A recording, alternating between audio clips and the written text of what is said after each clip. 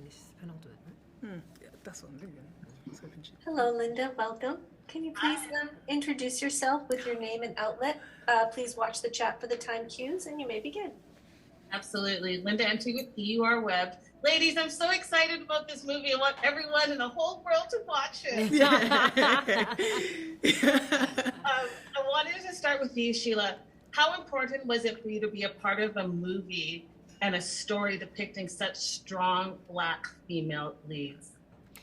When I got this film, I went round to my cousins just before I was leaving the country to shoot, and I was like, yes, I'm doing this project. And she was like, do you remember a couple of months ago, you were around my house and we were talking about how we wished we had had a film like this when we were kids to watch.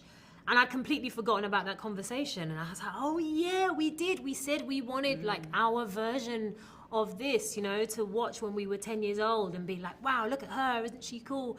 And for that to be a part of our childhood memories and our culture growing up. And, you know, we know how important those things are. We know the power of, you know, childhood experiences and representation and nostalgia and how that shapes us as human beings. So I'm just so glad that I'm able to be a part of something that can be that for the new generations coming through. But also it did give some of that back to me as well, even as an adult. It gave me the opportunity to have those childhood dreams realized and to plug the gaps that were left for me in childhood, you know, by not seeing that representation. So 100%. 100%. Lashana, speaking of like little girls, you know, little girls today are going to see this movie. They're going to see all of these beautiful, amazing, natural hairstyles, and that impact is going to be there forever. So what are your thoughts on it? Because to me, it's just so powerful. Yeah, I'm so glad you asked about that.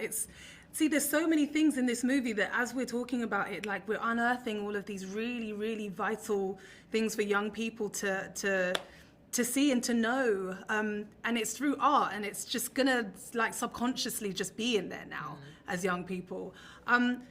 There's moments when, I mean, going through hair and makeup and being able to really, we had a black head of hair who really wanted to respect and represent the hairstyles that would have been done at that time.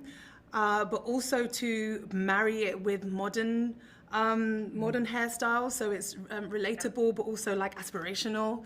And I'm always glad to be able to use my natural hair within film. It's something that I want to do every single time. That's one of the first questions I ask to hair and makeup. Can I just use my hair? Can we just do that? Can we just not do anything? The only way that I was going to do that was to add more natural hair. And now we get to cater our hair and to see that within the film. And every single one of these hairstyles represent every single character.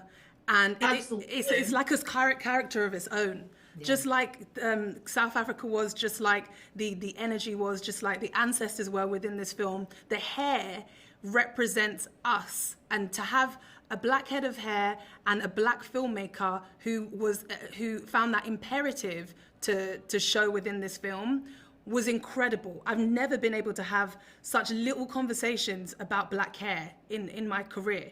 You know, to just be like, okay, cool. Well, we're going to use a natural hair. She's not going to have straight hair. It's fine. And I felt like I was, again, speaking to my younger self in that, don't worry, the braids that you have, the beads that you have at the end of them, I know people are taking the mick out of you and saying, wow, we can hear your beads clanging together. Days. We can hear all these things. Why is there foil at the bottom? Is that real? Is Let it me touch hair? it. Exactly. Is that weave? No. All of those things. I'm healing myself just by playing this character and looking in the mirror every day as I put my costume on and thinking, I've got braids. And this is actually what the filmmaker wanted, you know? This is representing our ancestors. It's representing my younger self, and me as an artist in this industry being able to have such control over a really important decision as a black woman in the world. Hair is such an important discussion. It is political. And with everyone being able to, just being able to express themselves with these styles, man, it was incredible to walk around. Sometimes you didn't even know I was just behind you, just staring at your hair. Me too. Yeah. Because they were very protective, as braids are, but also they, you know, weren't afraid to do a little style to, like, you know, make them feel better, and also get the younger recruits having their own style. So much to say about hair in this film. So much. And hair continues to this day to be weaponized against black women. It's been one of the primary things that gets used to, you know, attack us. So to be able to turn that on its head and really take ownership of that, it's just wonderful. Ladies, I mean, you brought me to tears. Thank you so much. Have an amazing premiere, and thank you for having this discussion. Thank you. Appreciate it. Hi, Linda. Thank you. And